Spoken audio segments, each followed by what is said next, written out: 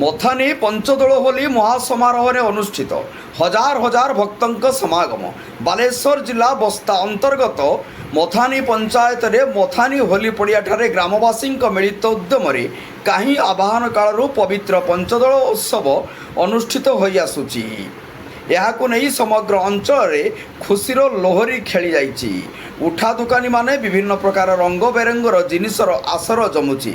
ବିଭିନ୍ନ ଅଞ୍ଚଳରୁ ଆସିଥିବା ଦୋକାନୀମାନେ ହେଲେ ବେଙ୍ଗଲୁରୁ ପ୍ରସିଦ୍ଧ ଜିଲାପି ଦୋକାନୀ, ହଳଦୀପଦାରୁ ଆସିଥିବା ଲସି ଦୋକାନୀ, ରେମୁଣାର କଂସା ବାସନ, ଭୋଗରାଇ ଚନ୍ଦନେଶ୍ୱର ମସିଣା ଠାରୁ ଆରମ୍ଭ କରି ବେତ ଓ କାଇଁଚ ପାଛିଆ, ମାଛ ଧରା ଜାଲ, ବିଞ୍ଚଣା ଚଲା ଚାଲୁଣି ଇତ୍ୟାଦି ଏଠାରେ ଖରିଦ କରିବାକୁ ଲୋକମାନେ ପ୍ରବଳ ଭିଡ଼ ଜମାଉଛନ୍ତି।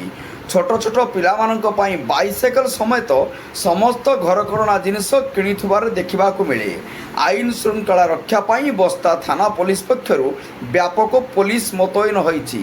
ଏନେଇ ଅନୁଷ୍ଠିତ ସଭାପତି ପ୍ରଶାନ୍ତ ମଲ୍ଲିକ, ସମ୍ପାଦକ ବଳରାମ ପରିଡ଼ା, ପ୍ରଶାନ୍ତ ପୂର୍ଣ୍ଣଚନ୍ଦ୍ର ମଲ୍ଲିକ, ମନୋଜ ସାମଲ, ରାଜୁ ମହାପାତ୍ର ସମେତ ଗ୍ରାମବାସୀ ସହଯୋଗ କରିଥିଲେ। ବସ୍ତାରୁ ଶିରିଷ ମହାନ୍ତିଙ୍କ ରିପୋର୍ଟ, ଜନତା ଏକ୍ସପ୍ରେସ।